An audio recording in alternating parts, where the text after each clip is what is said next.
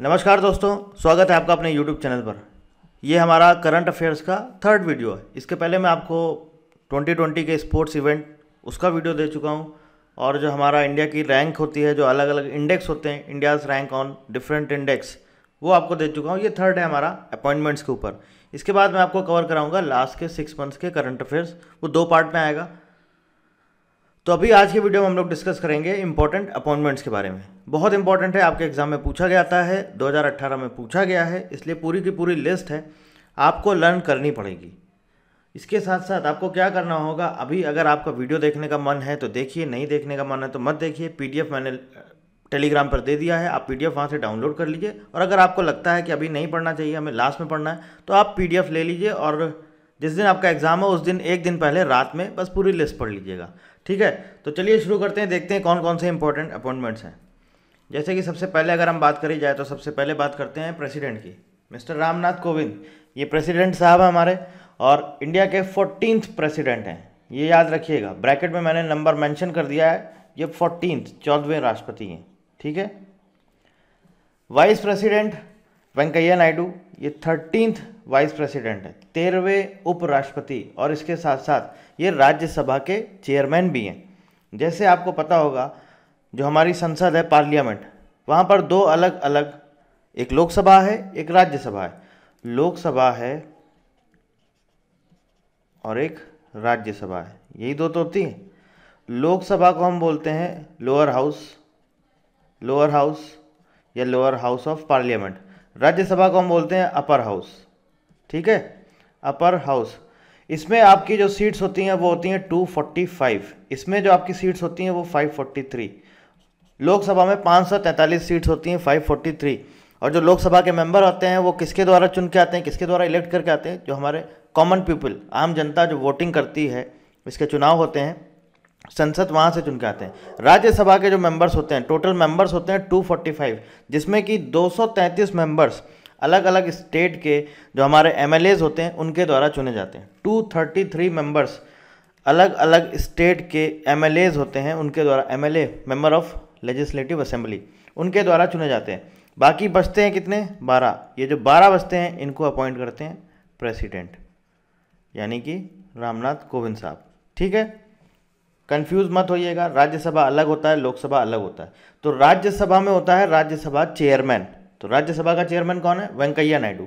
लोकसभा में होता है स्पीकर ऑफ लोकसभा, लोकसभा का स्पीकर कौन है? वो ओम बिरला, और ये 17th है। अगर हम बात करें ATC का 2018 का पेपर, तो उसमें क्वेश्चन यही पूछा गया था। इसके पहले जो हमारी लोकसभा के स्पीकर थी वो थी सुमित्रा महाजन, बीजेपी की कैंडिडेट है, इंदौर से इलेक्शन लड़ती हैं। ठीक है, सुमित्रा महाजन इंदौर से सांसद रह चुकी हैं, 16th लोकसभा मेंबर थी, और यही क्वेश्चन पूछा गया था आपके ATC के एग्जाम में। तो 17th लोकसभा स्पीकर हैं आपके Om Birla.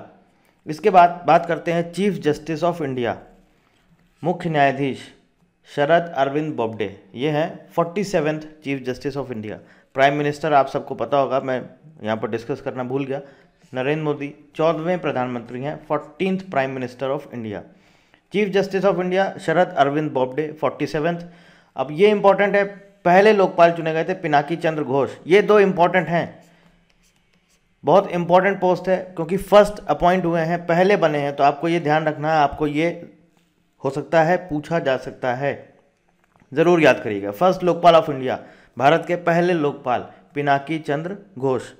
First chief of defence staff. अब चीफ ऑफ डिफेंस स्टाफ आप सबको पता होगा, दिसंबर 2019 में गवर्नमेंट ने क्या किया था, जितने भी हमारे जो आर्मी की अलग अलग पोस्ट होती है, एक आपका होता है आर्मी होता है, जैसे कि जो हमारा बोल सकते हैं आर्म फोर्सेज होती है, आर्मी, नेवी, एयरफोर्स, उनके ऊपर एक पोस्ट बना दी। बोला ये जो होगा मुखिया, ये तीनों सेनाओं का प्रमुख होगा। तो उसका जो उन्होंने पोस्ट का नाम दिया वो बोला CDS, chief of defence staff, CDS। तो पहले चीफ ऑफ डिफेंस स्टाफ बने हैं बिपिन रावत, जनरल बिपिन रावत। पहले ये आर्मी में थे, सेना में थे। क्या थे सेना में? मुख्य, सेना के मुख्य, मतलब कि एक तरह से चीफ ऑफ आर्मी स्टाफ बोल सकते हैं। ठीक है, सेना अध्यक्ष जिसे बोला जाता है। और अभी ये हैं first chief of defence staff, और ये 1 जनवरी 2020 को अपॉइंट हुए थे। ठीक है, यहाँ तक क्लियर है। इसके बाद आते हैं चीफ इलेक्शन कमिश्नर, मुख्य चुनाव आयुक्त सुनील अरोड़ा साहब हैं ये। 23वें CEC हैं, 23rd chief election commissioner Sunil Arora. अब अगला आता है रेलवे बोर्ड CEO। ये भी इम्पॉर्टेंट है। क्यों इम्पॉर्टेंट है मैं बता देता हूँ। बिकॉज जो रेलवे बोर्ड था इसमें जो पहले पोस्ट चलती थी उन पोस्ट का नाम होता था चेयरमैन। पोस्ट का जो भी नाम होता था वो चलता था चेयर, मतलब कि जो रेलवे बोर्ड का मुखिया होता था उसको बोला जाता था कि ये चेयरमैन है। लेकिन गवर्नमेंट ने उसका नाम बदल के कर दिया CEO। बोला अब रेलवे बोर्ड में चेयरमैन नहीं होंगे, अब उनको बोला जाएगा रेलवे बोर्ड के CEO, चीफ एग्जीक्यूटिव ऑफिसर। तो जो पहले हमारे इसके पहले थे मिस्टर विनोद यादव, ये हमारे चेयरमैन थे। चेयरमैन के बाद CEO बनाए गए, लेकिन इनको ज़्यादा देर के लिए CEO नहीं रखा गया। आई थिंक शायद 1 या 2 महीने बाद इनका टेन्योर ख़त्म हो गया था। उसके बाद नए जो बन के आए हमारे अभी इस टाइम प्रेजेंटली हैं वो हैं सुनीत शर्मा। ये रेलवे बोर्ड के 2nd CEO हैं। और भी पहले बहुत से लोग हुए हैं रेलवे बोर्ड में चेयरमैन, लेकिन चेयरमैन जो पोस्ट होती थी उसका नाम बदल के CEO कर दिया गया। तो पहले CEO रहे विनोद यादव, 1 या 2 महीने के लिए रहे, रेलवे बोर्ड के चेयरमैन थे। उसके बाद अभी अपॉइंट हो गए सुनीत शर्मा।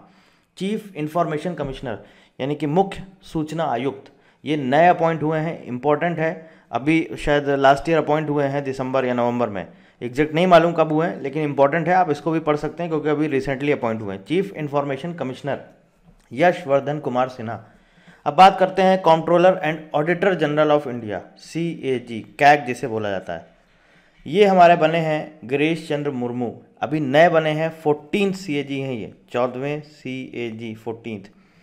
ये इंपॉर्टेंट है क्योंकि अभी रिसेंटली अपॉइंट हुए हैं, शायद 2 या 3 महीने पहले अपॉइंट हुए हैं ये। और आपने अगर इनका नाम सुना हो तो आपको पता होगा ये क्या थे।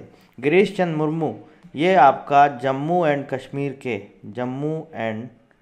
कश्मीर के फर्स्ट लेफ्टिनेंट गवर्नर।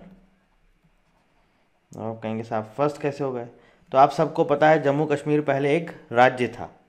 उसके बाद क्या हुआ, अगस्त 2019 में रीऑर्गेनाइजेशन एक्ट पास हुआ, जिसमें कि जम्मू कश्मीर को, आपको पता होगा वो आर्टिकल 35A वो वहाँ से हटाया गया। तो जम्मू कश्मीर वो धारा 370, आर्टिकल 370 वो भी हटाया गया वहाँ से। इसके अलावा आप सबको पता होगा कि अगस्त में दोनों हमारी संसद होती हैं, राज्यसभा मतलब कि संसद से पास हुआ, राज्यसभा लोकसभा से रीऑर्गेनाइजेशन एक्ट बना। तो जो जम्मू कश्मीर स्टेट था उसको 2 अलग अलग यूनियन टेरिटरी में डिवाइड कर दिया गया। और यूनियन टेरिटरी कब से एग्जिस्टेंस में आई, 31 अक्टूबर 2019, जिस दिन हमारे जो पहले गृह मंत्री थे, first home minister of India Sardar Vallabh Bhai Patel, उनकी बर्थ एनिवर्सरी होती है 31 अक्टूबर। उसी दिन, और 31 अक्टूबर को मनाया जाता है एकता दिवस। तो उसी दिन इन्होंने क्या किया, जम्मू कश्मीर को 2 अलग अलग यूनियन टेरिटरी में डिवाइड कर दिया। तो एक यूनियन टेरिटरी बना जम्मू एंड कश्मीर और दूसरा बना लद्दाख।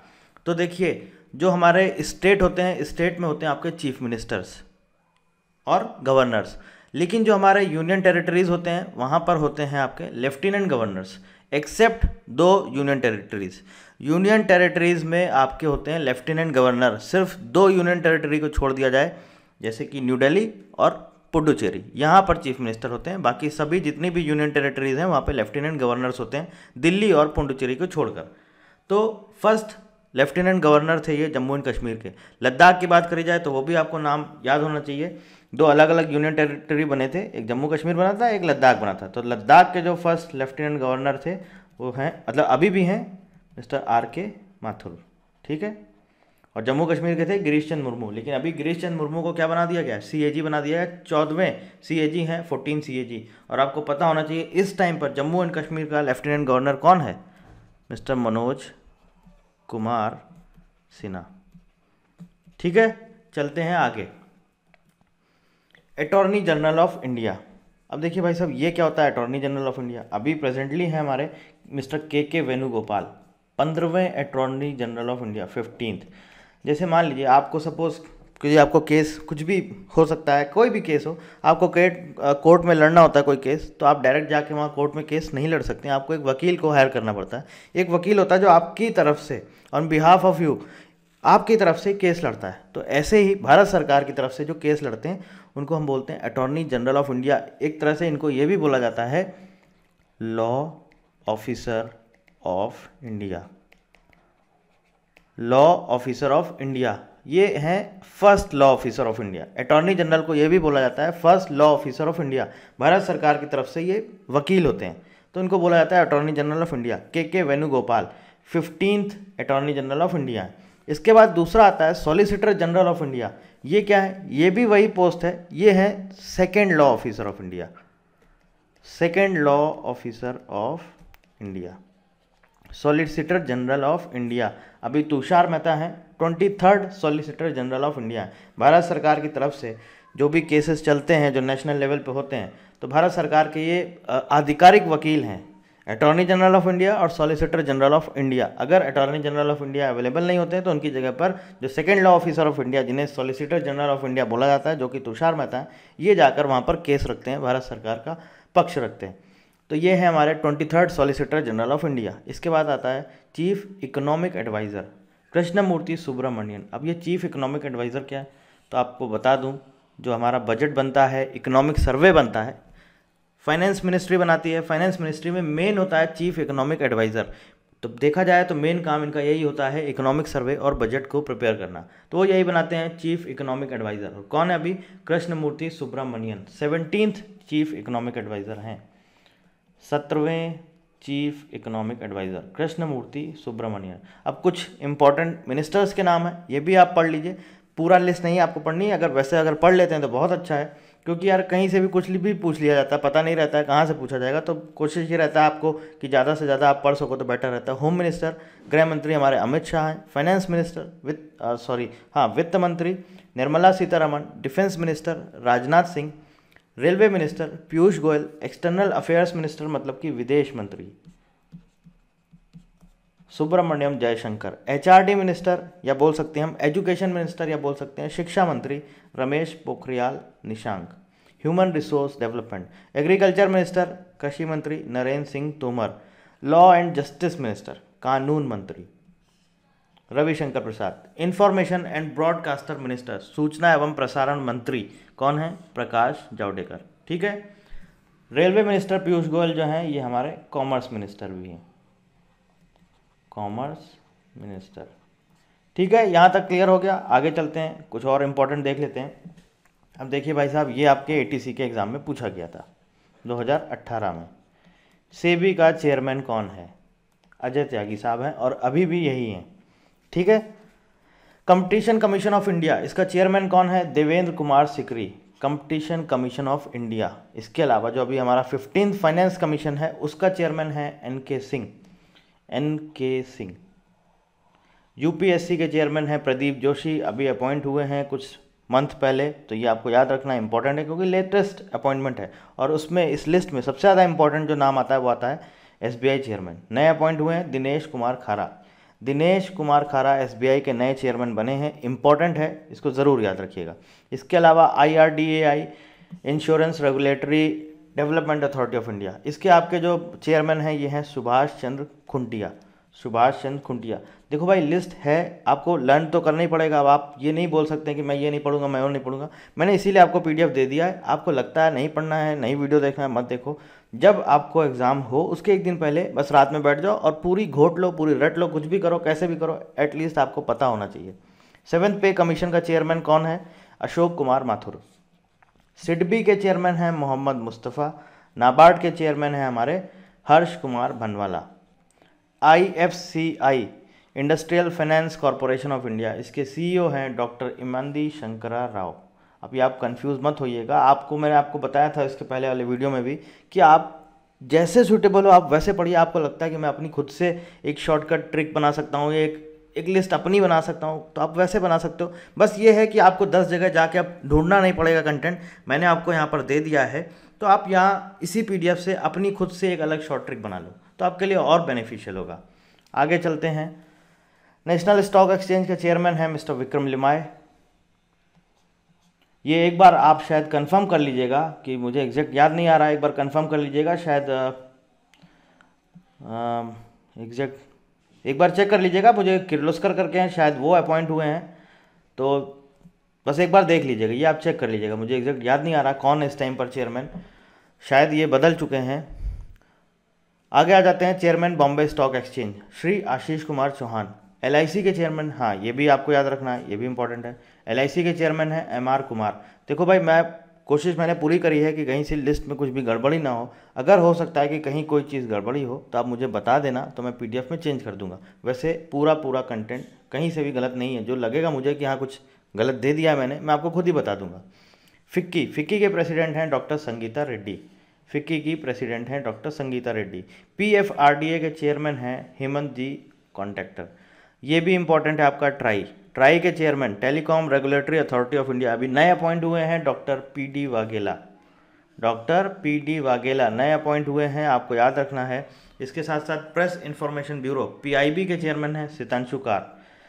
बैंक्स बोर्ड्स ब्यूरो, इसके चेयरमैन हैं भानु प्रताप शर्मा। बाकी ये कुछ ऐसा इंपॉर्टेंट नहीं है। CII आप पढ़ सकते हैं तो पढ़ लीजिए। CII के प्रेसिडेंट हैं राकेश भारती मित्तल और संजीव नौटियाल हैं SBI लाइफ इंश्योरेंस के CEO। कोई खास इंपॉर्टेंट नहीं है, लेकिन फिर भी पढ़ लीजिएगा, क्या पता कुछ भी पूछ ले, पता रहता नहीं है। बाद में आप बोलोगे सर आपने पढ़ाया तो आया ही नहीं।